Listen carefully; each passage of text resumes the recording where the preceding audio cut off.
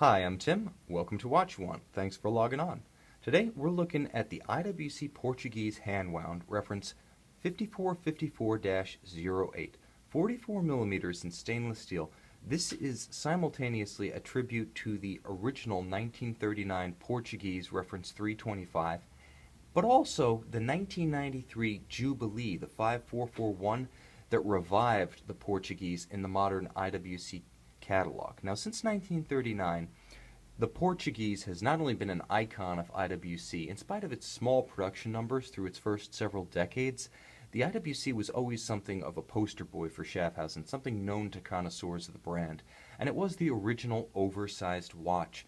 Debuting in 1939, it was expressly designed from the outset to fit a pocket watch caliber by the request of IWC's Portuguese importers, two gentlemen named Teixeira and Rodriguez. They wanted the accuracy of a pocket watch movement because back then pocket watch technology was mature and miniaturized wristwatch movements were still in their infancy. They weren't as accurate as the pocket watches, so the answer was to take a giant wristwatch that could accommodate a pocket watch, and the so-called Portuguese, formerly the reference 325, was born. Now, it was an acquired taste and it was slow to set in. Between 1939 and 1952, by most estimates, only 305 were made, and even as late as the turn of the 1990s, just over 600 had been made. So the revival of the Portuguese really coincided with the modern taste for large watches, and it's that 1993 Jubilee, the 5441, that really served as sort of the impetus for the revival of the Portuguese in IWC's catalog. And again, with tastes in large watches, setting in Europe, in the United States, even in Asia, the Portuguese was off and running, and it hasn't stopped. Now, in 2010, IWC paid tribute to that famed 1993 Jubilee with the 5454 that you see here. And this subvariant, the -08, really incorporates all of the best elements of that watch with a few refinements of its own. Now, I'm going to put it on the wrist, and you can see that it's a little bit of a contradiction in terms. Oversized, yes, and yet exquisitely thin. This watch is less than 10 millimeters thick, despite its 44 millimeter span. On my wrist, which is 6 1/3 inches, 16 centimeters in circumference, you can see it sits quite evenly, very flush to the skin. The watch is exceptionally comfortable, and it's very light. Not being an automatic watch, it doesn't have the apparatus on the movement that adds thickness to the case and mass to the movement. And in stainless steel, it's got just enough heft to feel like a premium product without being overbearing. It looks classically huge, like every Portuguese. Again, this is not a late-breaking vogue. The Portuguese has always been big. That's part of its identity. I've seen comments on blog discussion threads to the effect of, "Oh, if only it were a 38, it would be perfect." But that kind of neo mini case snobbery, which is weirdly prolific among people my age in like the 30-year-old range, seems like a strange bit of received wisdom or retro grouchery, and it doesn't apply to a Portuguese. If you're truly a traditionalist, you want your Portuguese big, you want it like this. So this 5454 definitely nails the Portuguese aesthetic, and some of the refinements that set this one apart.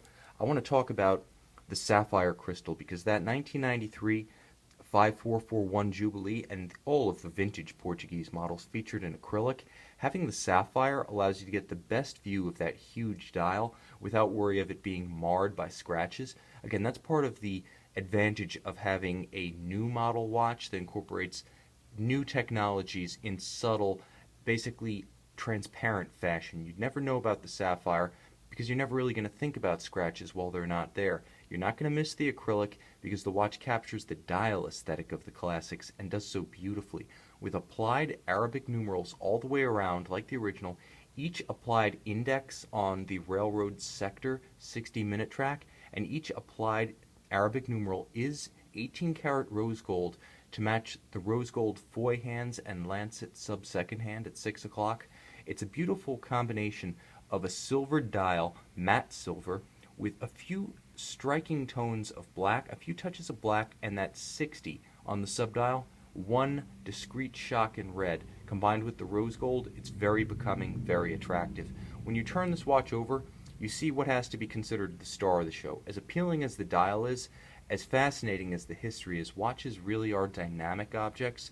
They have a life and a heartbeat of their own, and this is the IWC caliber 98295. Unique to this model, it was developed as a modern interpretation of the traditional F.A. Jones pocket watch caliber. Now, F.A. Jones was the American who founded IWC in 1868, and he was a prolific designer of innovative pocket watch calibers, many of which in evolved form survived into the 20th century, and in caliber 74 form actually powered that first 1939 IWC Portuguese.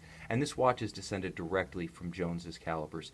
You can see the famed Jones arrow, the regulating index for the balance assembly, and it's known as the Jones arrow because it was large, and because of its length, the leverage allowed small increments to be made easily without overshooting or undershooting the intended increment. Very accurate, again, a piece of pocket watch architecture revived with modern engineering fit and finish. Côte de Genève stripes, horizontal across the three-quarter bridge, itself a pocket watch style element.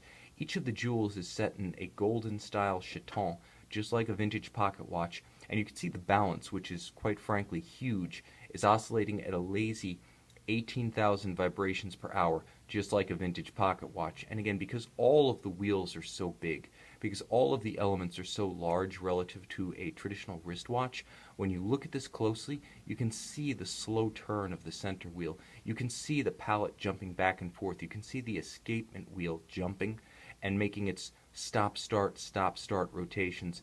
And you can do it all with clarity and without a loop. This is all visible to the naked eye, again, because everything is so big. And because of the broad channels between the edge of the case and the three-quarter bridge, you can see a gorgeous tight perlage pattern on the base plate.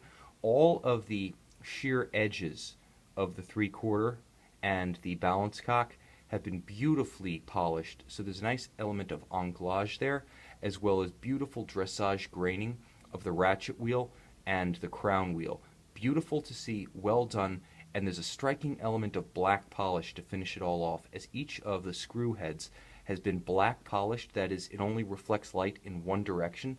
As you turn it through the light, each screw alternately looks black or brilliantly shiny, again, because it only reflects light in a single direction, because it's optically smooth. And the same treatment has been lavished on the Jones Arrow Index.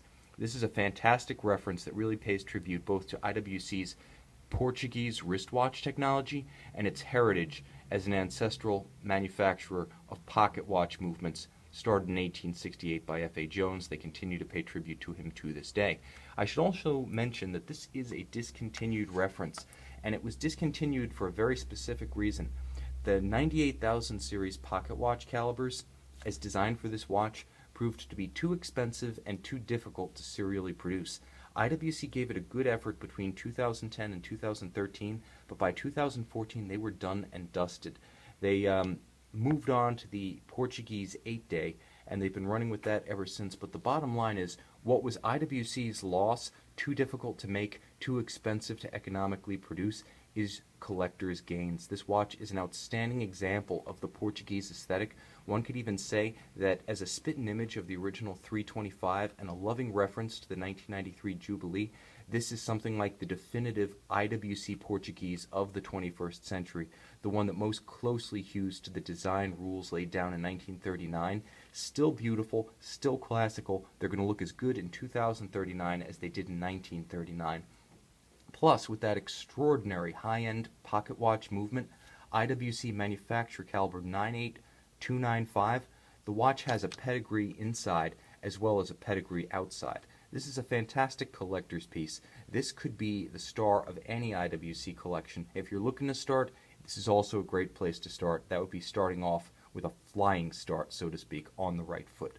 100% complete with all original IWC boxes, papers, and technical manuals. You can see this IWC Portuguese Hand-Wound reference 5454-08, 44mm in stainless steel on our website, Watch You Want.